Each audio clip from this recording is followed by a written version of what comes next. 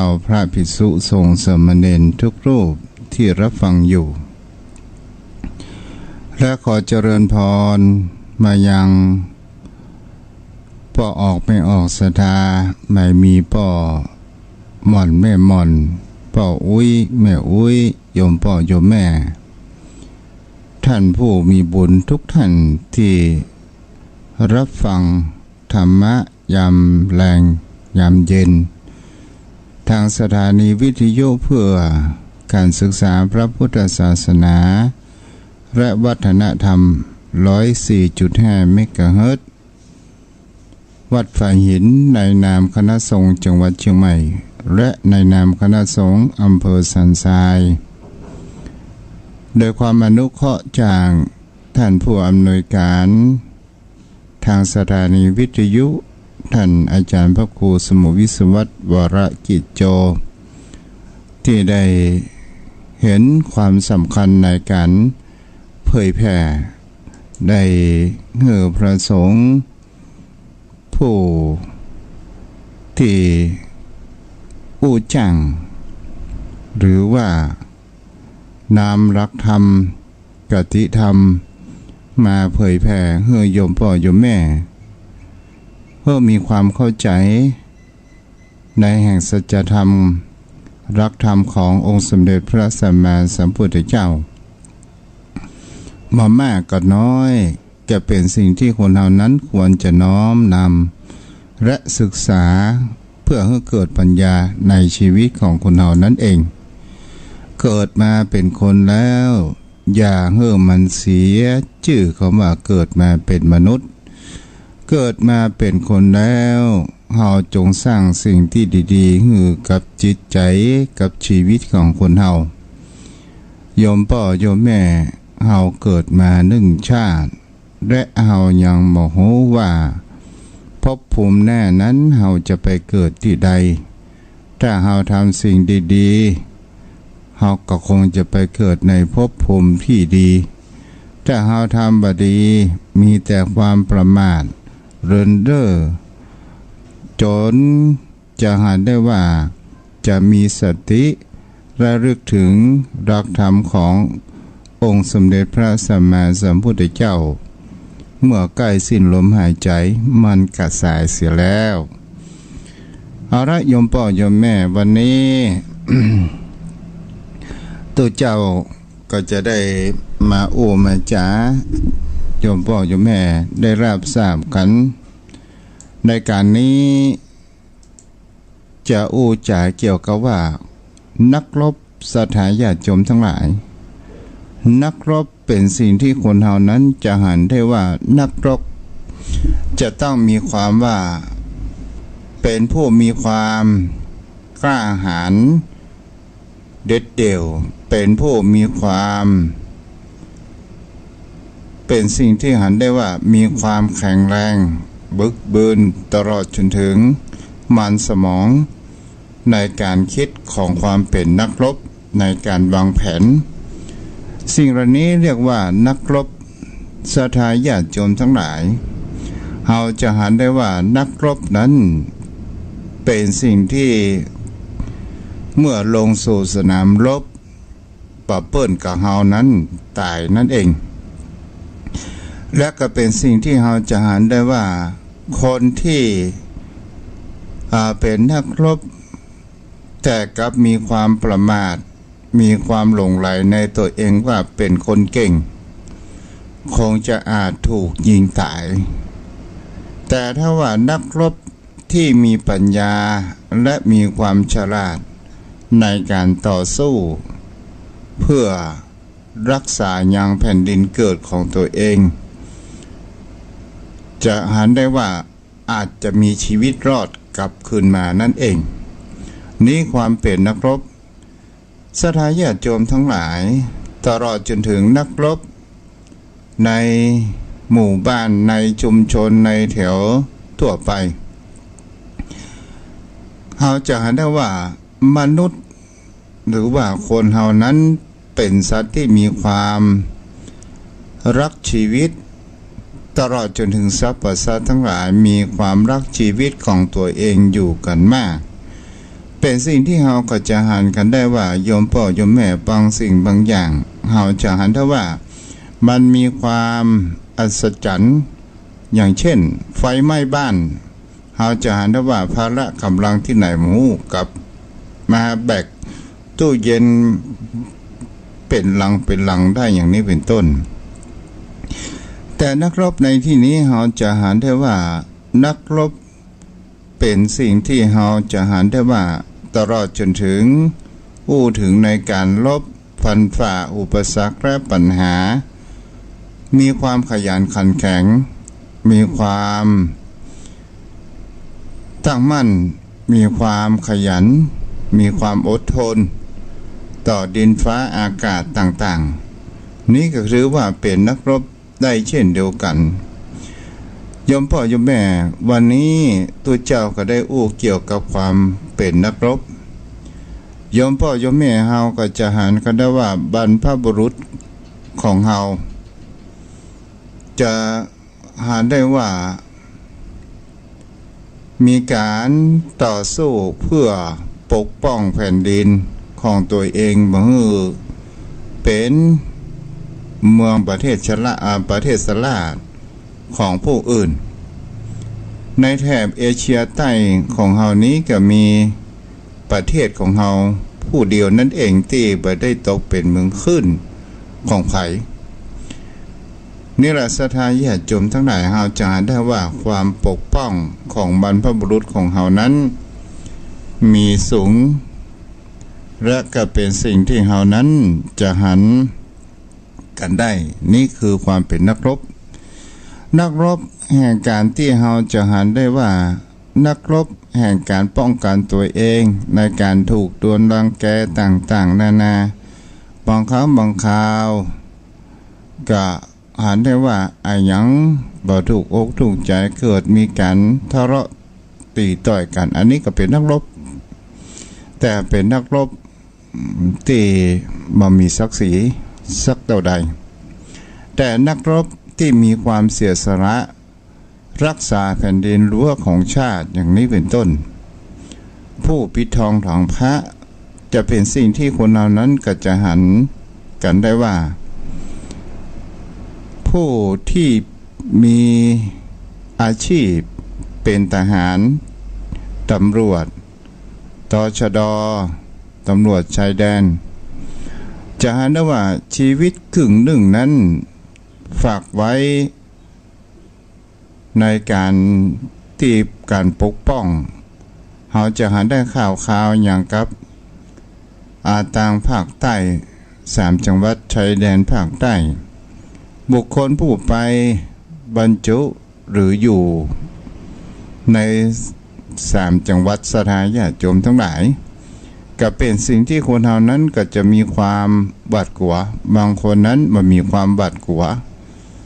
ก็เป็นเพียงผู้นักรบอย่างชายแดนที่ดีตอนนี้เราก็มาอยู่เกี่ยวกับว่าความว่านักรบและเราจะหาความนักรบในภายนอกต่ออันแต่นักรบภายในจิตใจของคนเหล่านั้นเราไม่ได้เคยศึกษาว่าเราจะต้องรบอย่างพ่องโยมพ่อโยมแม่เราจะต้องมีการศึกษาในหลักธรรมของพระพุทธศาสนาของเรารบกับความโลภลบกับความโกรธลบกับความหลงนี่ก็คือเราจะหาได้ว่าข้าศึกของจิตของใจของเราจะหาได้ว่านักรบของความโลภนักรบของความโกรธนักรบแห่งความหลงมันเกิดขึ้นกับเราอยู่เป็นประจำเกิดขึ้นศรัทธาญาติโยมทั้งหลายและสิ่งเหล่านี้เราจะหาได้ว่าเราจะมีอย่างใดพ้องที่จะเอาหลักธรรมของพระพุทธองค์นั้นมาต่อสู้กับนักรบเหล่านี้เกิดขึ้นสิ่งที่จะเป็นธรรมะของพระพุทธเจ้าต่อสู้กับเราทหารของนักรบกิเลสทั้ง3กองนี้นั่นก็คือความอดทนขันติศรัทธาญาติโยมทั้งหลายและเราจะมีความอดทนต่อต้าน อารมณ์ต่างๆสารพัดที่มันเข้ามาในชีวิตในแต่ละวันที่มันเกิดขึ้นเฮาก็ลองสังเกตดูว่าเฮาลบอะไรอย่างพ่องปัจจุบันเฮาลบกับความร้อนถามว่าความร้อนถูกใจก็บ่ถูกใจสถาญาติโยมทั้งหลายแต่มันก็ถูกใจบางคนถูกใจหมู่ที่เปิ่นซักอบรีดรับจ้างซักอบรีดมันตากผ้าแห้งบุยตลอดจนถึงหมู่ที่เปิ่นปลูกหอมเอาหอมพึ่งอะไรอย่างมันก็แห้งเว้ยอย่างนี้เป็นต้นถามว่าเฮาอยู่แบบกันทั่วๆไปคนส่วนใหญ่ก็บ่ชอบความร้อนแล้วภัยจะมีการชนะความร้อนได้พ่องแอร์พัดลมห่มไม้เป็นสิ่งที่เฮาก็จะหันกันได้ว่านี้ก็คือเฮาก็ลบในสิ่งแวดล้อมเกิดขึ้นโยมพ่อโยมแม่เฮาก็ลองสังเกตดูว่าถ้าว่าทหารนักรบทั้ง3กองนี้มาต่อสู้ถ้าจิตใจของเฮาบ่มีความอดทนมันก็จะเกิดขึ้นฮ้อนแตะฮ้อนบ่าฮ้อนอย่างบ่ล้ำบ่เหลือก็เป็นสิ่งที่เฮาก็จะหันได้ว่าเฮายิ่งจมมันก็ยิ่งฮ้อนแต่ถ้าว่าเฮาเฉยๆโอ้วันนี้ฮ้อนแล้วเฮาไปลบอยู่ห่มแห่งใดแห่งหนึ่งหรือว่าเฮาไปอยู่ใกล้ท่าน้ำถ้าเป็นโยมพ่อโยมแม่ก็คงอยู่ตามปืนห่มไม้อยู่ในบ้านในจองถ้าเป็นคนไข้ติดเตียงก็คงจะต้องอยู่ห้องแอร์เปิดพัดลมห้องอย่างนี้เป็นต้นนี่แหละเราจะหาได้ว่าความเป็นนักรบเกิดขึ้นเราก็มีความอดทนกันอยู่เรื่อยไปเกี่ยวกับการว่าธรรมชาติบนโลกใบนี้อยู่ตลอดเวลาโยมพ่อโยมแม่เราก็ลองสังเกตว่าแน่หนาวเราก็จะหันกันได้ว่าคนเรานักก็โจมว่าหนาวแตะหนาวว่าจนนะอาบน้ำพอบ่จ้างจนได้แปะน้ำแปะท่าแม่ใดมันจะผ่านไปหน้าหนาวพอถึงเวลาฤดูร้อนเฮาจะหันได้ว่าฮ้อนแตะฮ้อนว่าเทวบุตรเทวดาอะไรอย่างมาฮ้อนแตะฮ้อนว่าอย่างอี้ร่ำเหลือนี่พอถึงเวลาหน้าฝนเอาละสถาญาติโยมทั้งหลายเฮาก็จมหน้าฝนตกขนาดตกแตะตกว่าตกจนพอจะแม่ไปที่ไหนก็ลำบากสุดท้ายเฮาจะหันได้ว่ามันก็บ่มีอะไรอย่างที่พอจิตพอใจของคนเฮาเกิดขึ้นนี่เฮาก็เป็นความหาได้ว่าถ้าเฮาบ่มีความอดทนสิ่งเหล่านี้เกิดขึ้นมันก็บ่สามารถที่เฮาจะชนะจิตใจชนะของเราทหารของนักรบความโลภความโกรธความหลงสิ่งเหล่านี้ได้สิ่งที่มันมายั่วยุอารมณ์ของเฮาให้มีความโกรธสิ่งที่มันมายั่วยุอารมณ์ของเฮาให้มีความโลภสิ่งที่มันยั่วยุของอารมณ์ของเฮานั้นให้เกิดความหลงเป็นสิ่งที่เฮานั้นจะหันได้ว่าถ้าเฮาเป็นคนที่มันมีความขันติอดทนมันจะก่อให้เกิดแห่งความอันตรายก่อให้เกิดแห่งความขุ่นเคืองก่อให้เกิดแห่งความผูกอาฆาตพยาบาทกันเกิดขึ้นและเฮาก็ลองมาตึกตองดูว่ามันผูกอาฆาตพยาบาทกันเกิดขึ้นอย่างไรเช่นสถาญาติโยมเฮาจะหันได้ว่ามีบุคคลคนใดคนหนึ่งมาด่าเฮาหน้าบ้านหน้าจองแล้วเฮาโต้ตอบไปเฮาบ่มีความอดทนเฮาจะหันว่าสติของเฮาขาดขันติของเฮาก็บ่มีสถาญาติโยมทั้งหลายเฮาก็บ่มีความอดทนนี่ก็คือหมายถึงคำว่าเฮาก็ไปเตย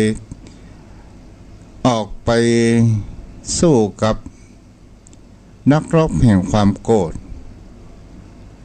เมื่อเฮาออกไปสู้แล้วสถานญาติโยมทั้งหลาย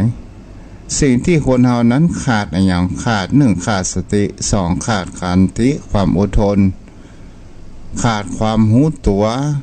ขาดความอดทนและมามีปัญญาก็เหมือนกับเฮานั้นออกอยู่ที่แจ้งฮือฝ่ายตรงข้ามนั้นยิงของเฮาจนร่างกายของคนเฮานั้นพุนอย่างนี้เป็นต้นแต่ถ้าว่าเฮานั้นถึงเขามาได้อยู่ในบ้านแต่เฮามีคำว่าสติก็คือความรู้ตัวและมีขันติก็มีความอดทนอดกั้นปล่อยมันจมปล่อยมันด่ากันเดียวสักกรรมหนึ่งมันก็คงจะหยุดปล่อยอารมณ์ของมันเกิดขึ้น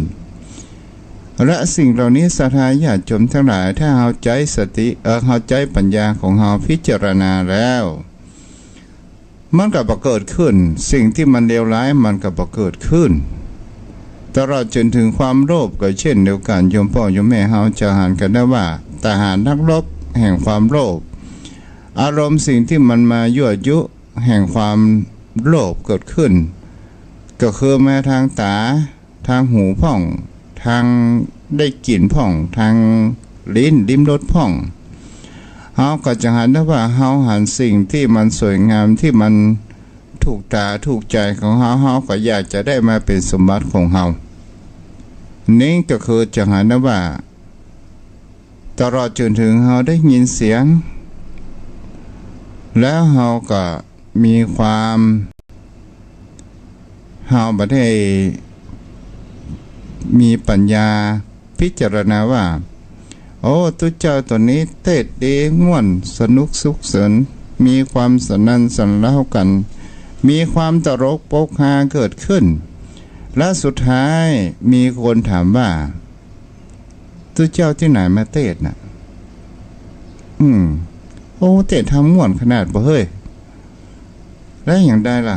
เปิ้นอู้เรื่องหยังบ่ฮู้แน่ลืมไปแหน่แล้วก็เป็นสิ่งที่เราก็จะหันได้ว่านี้ก็คือเป็นสิ่งที่คนเรานั้นเกิดความโลภบางคราวก็เป็นสิ่งที่เราจะหันได้ว่าความโลภลิ้มรสอาหารการกินโยมพ่อโยมแม่เราจะหันได้ว่าหูฉลามเป็นสิ่งที่คนเรานั้นสมัยเมื่อก่อนคนเรานั้นก็ถือว่าใครได้กินหูฉลามโอ้เป็นอาหารชั้นยอดใครได้กินพิซซ่าอาหารปัจจุบันตลอดจนถึงอาหารการกินที่มีความสะดวกสบายในร้านค้าจมพ่อโยมแม่ถ้าเราใจปัญญาพิจารณาของตัวของเราเองว่าอาหารนั้นมันมีคุณค่ามันมีประโยชน์เหมือนกันทั้งนั้นแต่สิ่งที่เราจะหารกันได้ว่าอาหารแห่งธรรมชาติเป็นสิ่งที่เลิศหรูมากที่สุดเพราะอย่างเล่าเพราะว่าเฮานั้นเกิดมาจากธรรมชาติและเฮาก็จะต้องอยู่กับธรรมชาติเพื่อได้ที่สุดและก็เป็นสิ่งที่เฮาจะหารได้ว่าเปิ้นบอกว่าเฒ่าแก่แล้วจะไปกินอาหารที่มันย่อยยากเป็นเนื้อสัตว์ต่างๆนานามันกินผักกินปลาพ่องน้ำพริกพ่องจอผักกาดพ่องประเดี๋ยวจอผักกาดเริ่มวายไปละเนาะนี่แหละศรัทธาญาติโยมทั้งหลายเฮาจะเห็นได้ว่าเฮากินของที่มันย่อยง่ายที่มันมีกากใยอาหารและเฮาจะเห็นได้ว่าบางคนนั้นบ่ใจพิจารณาว่าอาหารเลิศรสมากมายขนาดไหนก็ตามจะเป็นปูอลาสก้าตัวแป้งเกิดขึ้นถามว่ามันผ่านลิ้นรับแห่งความรู้สึกไปแล้วมันปรุงที่จิตใจถ้ามันลงไปลำคอแล้วมันหมูเรื่องศรัทธาญาติโยมทั้งหลาย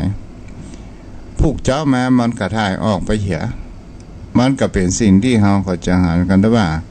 บางสิ่งบางอย่างคนเราก็จะต้องมีคำว่าปัญญาในการพิจารณาตลอดจนถึงความโลภเช่นเดียวกัน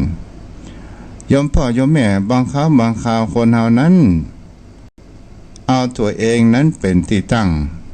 มีความโลภ เอาของใส่ขยะตลอดจนถึงเอาสิ่งของที่ผู้ยากจนที่เปิ่นได้เอาตีไปจำนองจำเนิมก็ดีสุดท้ายเฮาก็ไปยึดและเปิ่นก็มามีที่อยู่อาศัยต่างๆนานาเกิดขึ้นนี่ก็เป็นสิ่งที่เฮาจะหันได้ว่าเฮาก็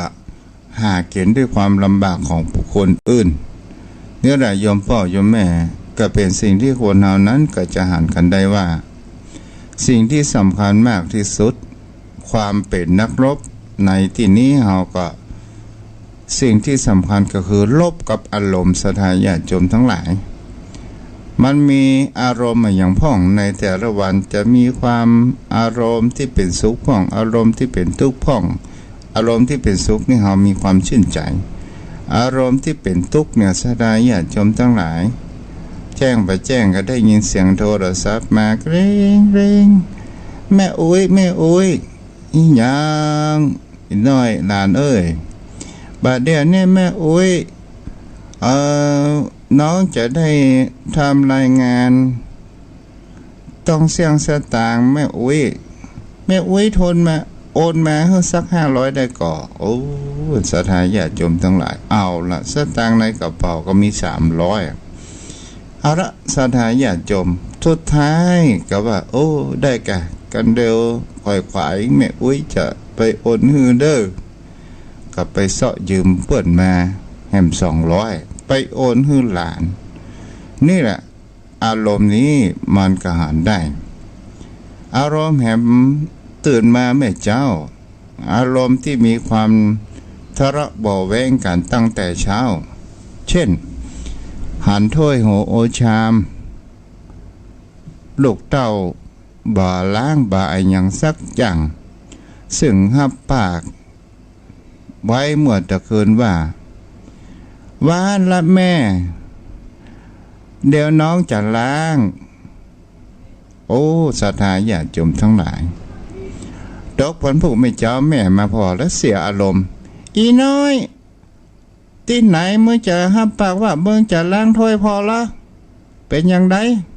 เอาละลบกับอารมณ์ของตัวเองอารมณ์โกรธและศรัทธาญาติโยมทั้งหลายสุดท้ายเฮาก็จะหันได้ว่าแล้วก็เป็นสิ่งที่เฮาจะหันกันได้ว่ากำเดียวก่อนบทหนึ่งก่อนเนี่ยมันกี่ชั่วโมงกันเนี่ยเฮาก็บ่รู้เนาะแล้วเฮาก็ลบกับอารมณ์โกรธไปต่างๆนานาส่วนใหญ่ก็มันจะลบกับอารมณ์โกรธเนี่ยแหละศรัทธาญาติโยมทั้งหลายเป็นสิ่งที่เฮาก็จะหันได้ว่าบางคราวคนที่มาทำคัดเครื่องคัดหูคัดตาคัดคำอู้คำจาของคนเฮาเนี่ยมันก็ก่อให้เกิดถึงความโกรธถ้าเฮามามีคำว่าอดทนอดเปล่าอดนี่นะแล้วก็เป็นสิ่งที่เฮาก็จะหันกันได้ว่าถ้าเฮามามีความอดทนโอ้ยบ่อดแล้วเฮ้ยบังเป่งบังนะศรัทธาญาติโยมทั้งหลายสุดท้ายมันก็จะต้องแยกทางกันไปที่ใดที่หนึ่งจนตลอดจนถึงหายโคตรหายงอนเจียนจะมาหากันนี่แหละศรัทธาญาติโยมทั้งหลายก็คือความเป็นนักรบสิ่งที่คนเราควรจะเป็นนักรบในการที่เราจะชนะความหมู่ทหารความโลภหมู่ทหารความโกรธหมู่ทหารความหลงนี้เฮาพระพุทธองค์นั้นก็บอกว่า1ขอให้มีสติ2ให้มีความว่าขันติ3ก็คือมีคำว่าปัญญามีขันติความข่มจิตข่มใจความอดทนเป็นสิ่งที่เฮาจะหันได้ว่าเมื่อเฮาระงับได้แล้วสิ่งที่มันเรื่องบ่เป็นเรื่องมันก็จะประเกิดขึ้นแต่ถ้าว่าคนเฮานั้นปล่อยให้จิตให้ใจเฮาไปสู่ก็คือปล่อยให้จิตให้ใจตัวของเฮาหรือว่าจิตของเฮาเนี่ยไปอยู่ในกลางแจ้งทหารนักรบกิเลสทั้ง3กองนี้มันก็จะต้องยิงเฮาให้เฮาพ้น ฝังระเบิดใส่เงาตุ่มต่ำเอาละสถาญาติโยมทั้งหลายงานก็เข้ามาเอาละโอ้เรื่องพอเป็นเรื่องก็เดือดร้อนกันสถาญาติโยมทั้งหลายบางเตื้อบางคราวก็น้ำพึ่งเพียงแค่หยดเดียวต้องอั้นเฮาก็จะหันกันได้ว่าน้ำพึ่งหยดเดียวก็หมายถึงเป็นสิ่งที่ว่าเรื่องเพียงแค่เล็กน้อยแต่มันมามีวันจบอย่างนี้เป็นต้นสถาญาติโยมทั้งหลายเฮาก็จะหันกันได้ว่ายังข่าวที่ถูกหวยสถาญาติโยมทั้งหลายที่เซ็นไว้ก่อนจ่ายทีหลังเฮาจะหันได้ว่าน้ำพึ่งเพียงแค่หยดเดียวเป็นสิ่งที่เฮาก็จะหันได้ว่าแต่ที่จริงเฮาก็พิสัญญากับแม่กาและเฮายังไม่ยอมรับความจริงแล้วว่าเฮาพิสัญญาเขาและเฮาจะไปเอาลอตเตอรี่ของเฮาและเฮาจะไปฟ้องร้องกันเปิ้นก็ขายไปละนอกจากว่าแม่กานั้นยึดเป็นของตัวเองก็เป็นสิ่งที่คนเฮาก็จะหันกันได้ว่าน้ำพึ่งเพียงแค่หยดเดียวทำลายทั้งมิตรทำลายทั้งบุคคลรอบข้างตอนนี้ยังความจริงยังปรากฏเตือนเนี่ยโยมพ่อโยมแม่เฮาก็ลองสังเกตดูดีๆว่าบางสิ่งบางอย่างน้ำพึ่งเพียงแค่หยดเดียวมันก็ก่อให้เกิดแห่งความว่าความเดือดร้อนเกิดขึ้นได้ถ้าเฮาบ่มีสติสัพพัญญะมันมีคำว่าขันติมันมีคำว่าธรรมะความคมจิตคมใจและเฮามันมีคำว่าปัญญาโยโสมนสิการพิจารณาให้ท่วนที่ก่อนที่เฮานั้นจะเชื่อหยังให้เฮาพิจารณาดูกันดีๆและเฮาก็จะประถูกทหารนักรบมายิงตัวยิงจิตยิงใจของเฮาให้ตกไปเป็นเฉลยของเขาหรือว่าไปเป็นทาสของเขานั่นเองแต่ถ้าว่าเฮาปล่อยจิตปล่อยใจตัวเจ้าเชื่อแน่ว่าคงจะตกเป็นเฉลยหรือว่าเป็นทาสของเขานั่นเองหรืออาจจะตายในกลางสนามรบก็ว่าได้นี่ล่ะโยมพ่อโยมแม่เฮาก็จะเห็นได้ว่าวันแต่ละวันอารมณ์ต่างๆที่มันเข้ามาในชีวิตของคนเฮาเนี่ยมีมากมายมหาศาลแต่สิ่งที่เฮาอดทนกันที่เฮารู้กันเพราะว่าเฮามีสติเพราะว่าเฮามีขันสติสัพพัญญะและเฮามีขันติความอดทนธรรมะคือความคมจิตคมใจและเฮามีโยโสมนสิการก็คือมีปัญญาในการพิจารณาและเฮาก็จะหาได้ว่าสิ่งเหล่านั้นมันก็ผ่านไปแต่ถ้าว่าเฮายังตอแยกับสิ่งเหล่านั้นเฮาจะเห็นได้ว่าจิตใจของเฮาก็มีแต่ความขุ่นมัวเกิดขึ้นเอาละโยมพ่อโยมแม่เฮาก็ลองฝึกว่าเฮาก็ลองพิจารณาดูกันว่ามันเป็นจริงหรือไม่โยมพ่อโยมแม่วันนี้ก็ใช้เวลามาพอสมควรแก่เวลาก็วันนี้ก็หับสายไปจนถึง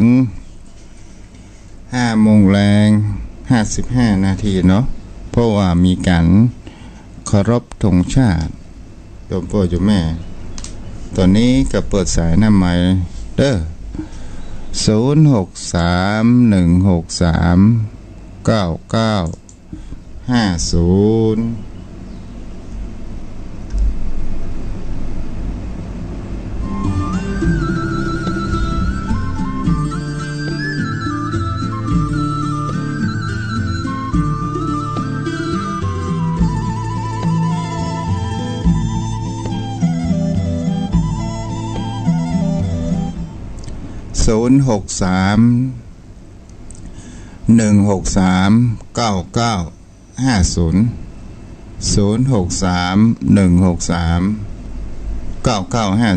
โทรเข้ามาได้เนาะ รับฟังอยู่ หรือว่าจะสนทนาธรรมกับทุกเจ้าขอเชิญได้เนาะโทรเข้ามาได้063 163 9950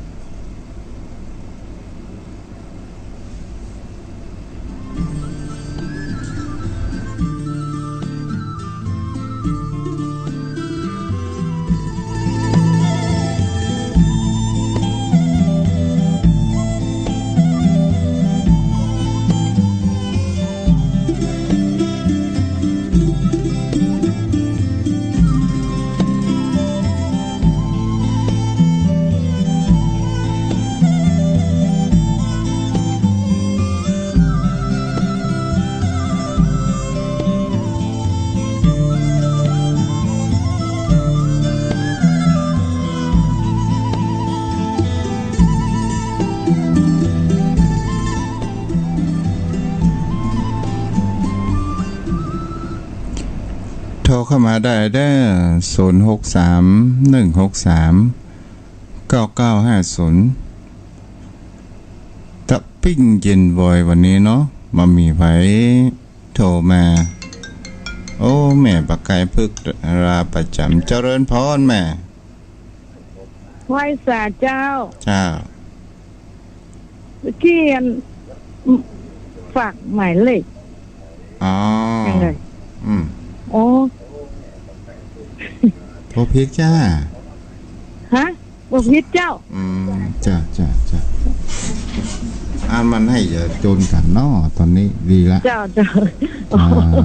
บุญรักษาเด้อจ้าคันติคันแตกเนาะจ้าดีแล้วคันติคันแตกจ้าบุญรักษาถ้าอยากกิน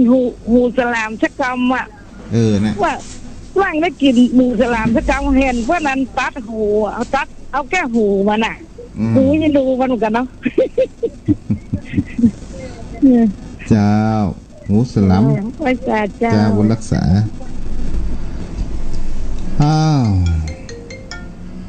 เจริญพรยมเบี้ยวขอให้กำลังใจเนอะแต่ว่าจะโทรหาพระครูบ่มีแห่งโทรประจำฟังประชุมมากันรับไปเนี่ยเป็นยังมันดึกเนาะไม่ใช่ว่าดึกนะผมก็ตั้งใจฟังแค่ดีนะรับไปว่าเป็นยังดีละเสียงทุกเจ้าเป็นเสียงกล่อมเป็นยาวิเศษเนาะในการพระครูกับม่วนมากันเนอะเจ้าด้วยกำลังใจพระครูดังนั้นครับผมป้อนอ่านใส่ยันจะมาหมูนอกวันนี้เนาะมากะป้อนอ่านป้อนอ่านใส่ยันแม่แดงเนี่ยเนาะเจ้าไว้สาครับพระครูครับบุญรักษาเด้อโทรเข้ามาได้แม่อรพินรับฟังอยู่เนาะแล้ว631ของไผโทรเข้ามาได้063 163 9950 063 163 9950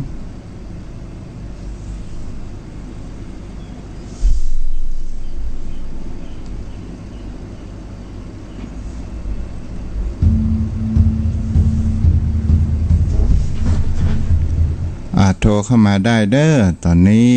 เวลายังมีเยอะเนาะเจริญพรแม่อ้อยแม่ฟังอยู่เจ้าไว้สาเจ้า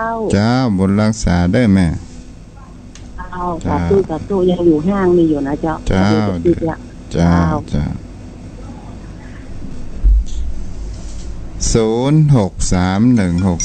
9950เจริญพรเจริญพรขอปิดวิทยุกับเด้อแม่ว่าป่อมว่าดาวส่งไปเจริญพรเอาละแม่บอกกะขออนุญาตเด้อแม่เด้อ30 วินาทีแล้วเนาะจะแล้วฮัลโหลแม่ตั้งโทรศัพท์เด้อฮัลโหลตั้งโทรศัพท์เด้อแม่เด้อเจ้าแม่อยู่ไหน แม่อยู่บนบ้านการกนก20เจ้าเอา แม่พังที่บ้านแล้วแม่มาโทรสักแก่นะคนนี้แม่โทรกันได้อ๋อดีละมาอยู่กับลูกเมืองแล้วแม่หลายปีแล้วมาอยู่กับแม่จังหาอย่าแม่มาอยู่นี่ได้ปีแต่แม่ก็เลยโทรหาจ้ะ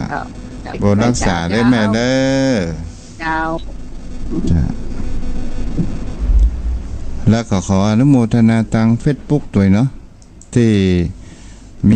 มีป่อนานคำพลดวงดีเนาะแฟนประจำอนุโมทนาตัวเจริญพรแม่จันพลอยเจ้ากราบไหว้สาเจ้าฐานพระครูเจ้าฟังอยู่นะเจ้าเมื่อคืนก็ฟังอยู่นะเจ้าเด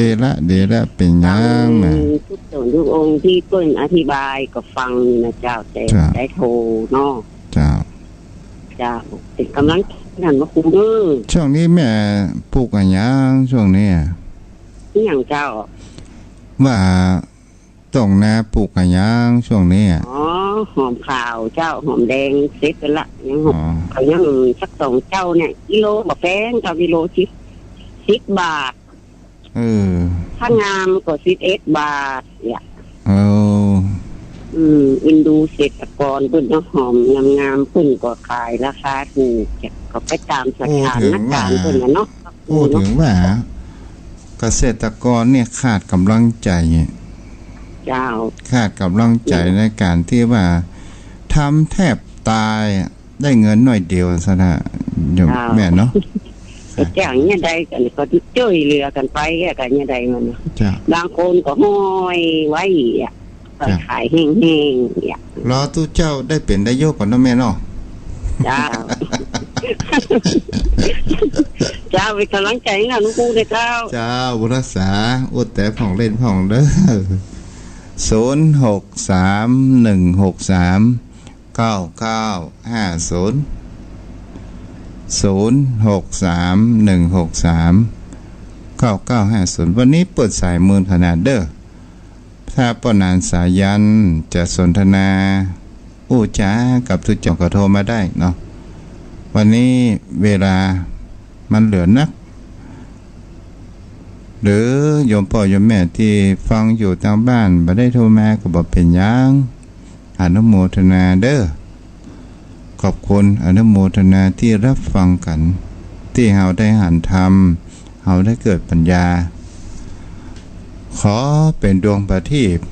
ดวงเล็กๆโยมพ่อโยมแม่ได้เข้าใจธรรมะได้ศึกษาธรรมะขององค์สมเด็จพระสัมมาสัมพุทธเจ้าครั้งหนึ่งในชีวิตในความเกิดมาเป็นมนุษย์คนเฮานั้นผ่านประสบการณ์มาอยู่มากมายหลายสิ่งหลายอย่างตั้งแต่เล็กแต่น้อยและก็เป็นสิ่งที่คนเฮานั้นเฮาหันตอนนี้ดีกว่าเฮามาหันเสียเลย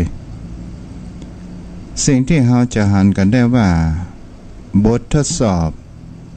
แห่งความเป็นมนุษย์ของคนเฮานั้นบางคนก็มีความอดทนมีความขยันสร้างฐานะตัวเองนั้นเกิดขึ้นได้โทรเข้ามาได้เด้อ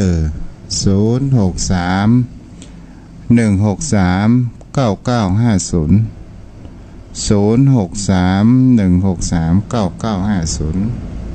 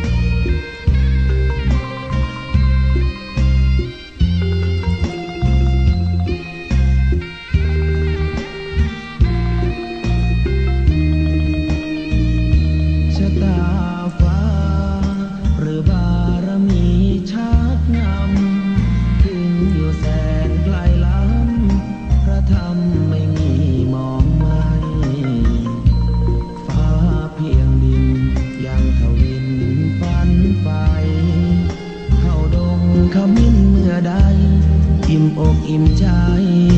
เสมอสายทานคนดีใจน้อมอธิษฐานบารมีสิ่งดีที่ได้พบเจอเห็นชายผ้าเหลืองทุกวันฝันเพ้ออยากบวชจริงละเมอเข้าวัดบ้านคงเป็นบุญที่เคยเป็นทุนสร้างมารักผ้าเหลืองดังว่าปรารถนายึดมั่นอยากบวชทุกทีผ้าเหลืองคืนนี้ผูกพันอยู่ในใจทุกวัน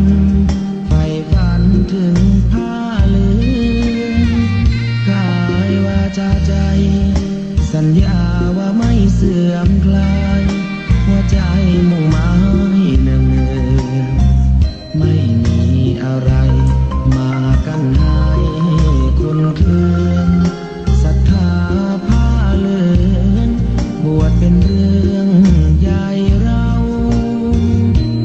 วันรอคอยเข้าโบสถ์ได้บวชเสียทีเป็นคนสุขเต็มที่ตามรอยความดีพระพุทธเจ้าไม่ลืมบุญคุณ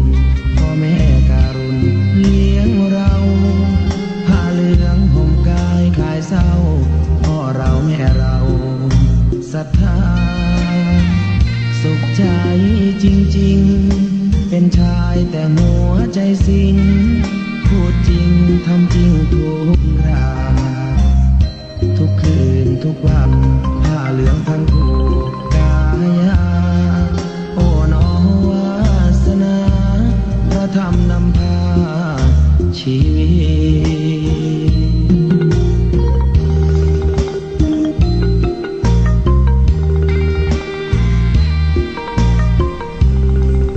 ใครจะโทรมาก็โทรมาได้เด้อ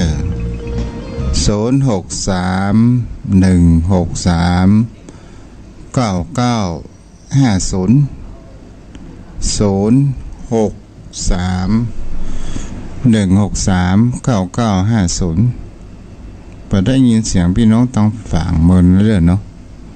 ถ้าใครรับฟังอยู่แต่ใดมุมใด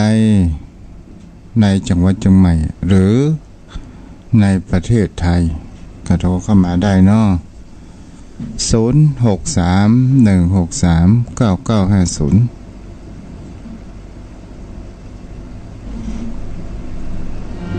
จริงๆเป็นชายแต่หัวใจสิงพูดจริงทำจริงทุกราเจริญพรยมเบี้ยวครับเขาไปไหนกันมดโหดอ่ะหายพระคูณโลงหรือลงเสื้อนี่น่าสนใจนะทักทายอันแม่จันเพนไปเนอะถ้าฟังอยู่ก็โทรมากำนอนหรอกจะป้อนอ่านใส่ยันเนาะไม่แดงแล้วก็อันเป็นครับพระครูอันไพศาลทุกท่านทุกตนทุกองค์หรือว่าทุกคนที่ฟังอยู่กันด้วยกันเนาะครับไว้สาครับพระครูครับฝนรักษาเด้อต่างคนมีภาระหน้าที่เนาะเป็นหยังใครอยู่ก็โทรมาอู้แจกันเด้อ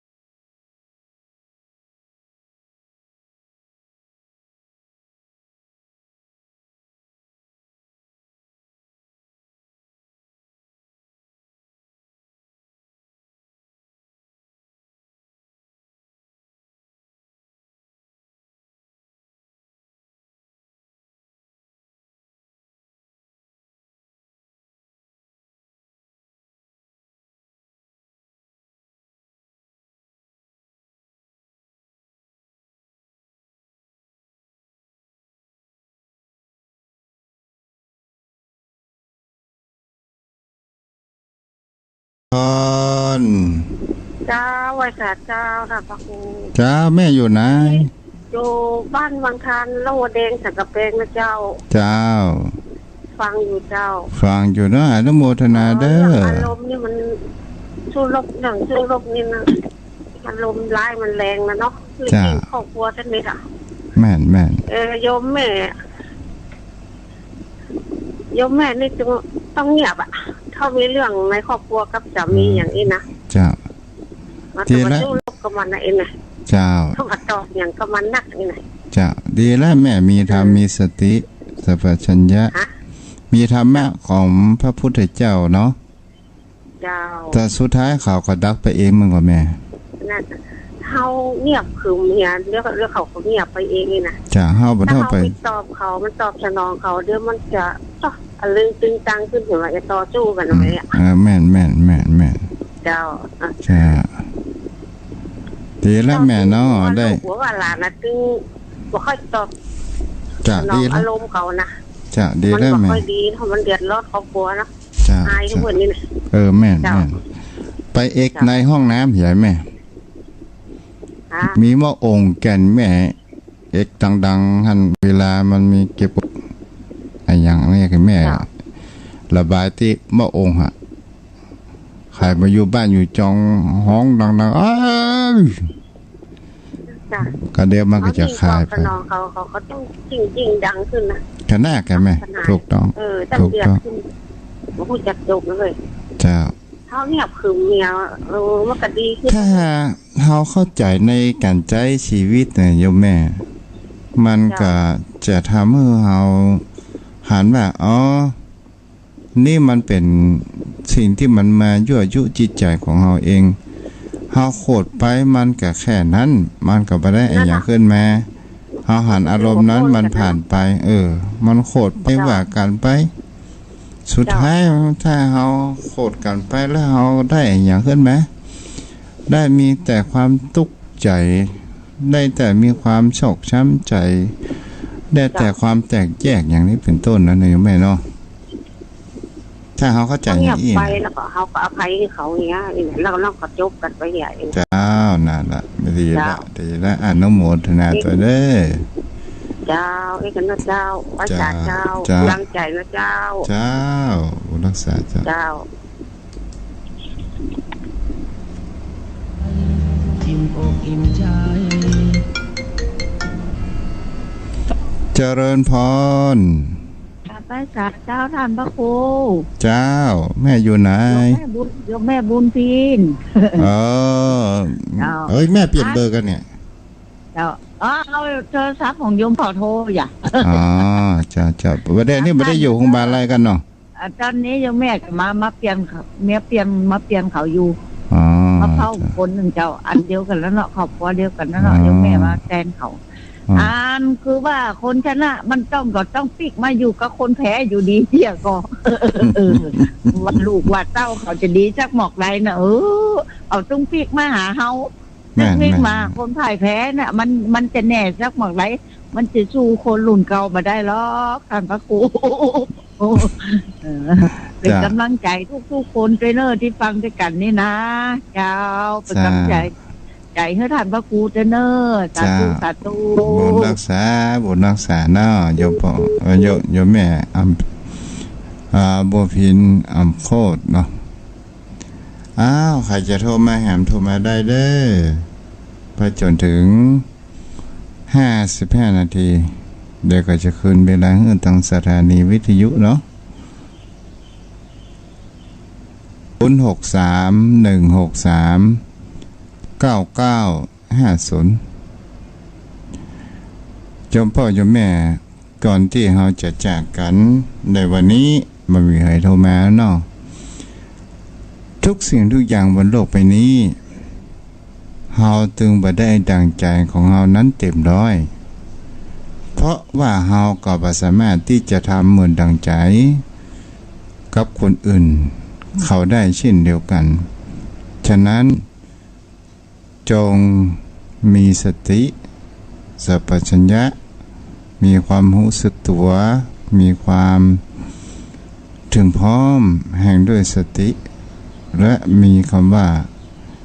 ขันติหิริโอตตัปปะธรรมะความข่มจิตข่มใจและปัญญาคนเฮานั้นจะทำให้เฮานั้นมีชีวิตที่ดีเขาก็บ่สามารถที่จะทำดังใจของเฮาได้เฮาก็บ่สามารถที่จะทำเหมือนดังใจเขาได้ฉะนั้นเฮาจะไปเองว่าเองและเฮาจะไปว่ากลัวตัวข้านี่ลวกอยู่คนเดียวคนอื่นนั้นเป็นคนโง่หมดแท้ที่จริงเฮาก็เป็นคนโง่เหมือนกันแต่เฮาไปอวดเบ่งว่าเฮานั้นเป็นผู้ฉลาดมามีภัยเป็นคนโง่และคนฉลาดเหมือนกันหมดมันก็มีโง่พ่องฉลาดพ่องบ้านเฮาก็ว่าง่าพ่องลวกพ่องสุดท้ายเฮาก็จะหันว่า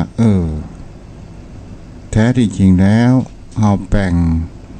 เฮาทำใจอย่างนี้จิตใจของเฮาจะมีความสบายเกิดขึ้นโยมพ่อโยมแม่วันนี้ก็ไว้เพียงแต่อีเนาะเอาปอนกันเด้ออายุวัตตะโกธานาวัตตะโกสิริวัตตะโกยสวัตตะโกภรวัตตะโกวันนวัตตะโกสุขวัตตะโกโหนตุสัพพทาทุกขโลกาปยาเวลาโสกาสันตุจุปัฏฐวาอเนกาอันตรายาปิวินาสันตุชเตสัสสาชยันสิทธิดานังราพังสุธีพระขยังสุขังพระลังพุทธานุภาพธรรมานุภาพสังฆานุภาพบุญกิบุญทานปกปักรักษาโยมพ่อโยมแม่ผู้มีบุญผู้รับฟังทุกท่านวันพรุ่งนี้ก็มาปะกันใหม่ขอเจริญพร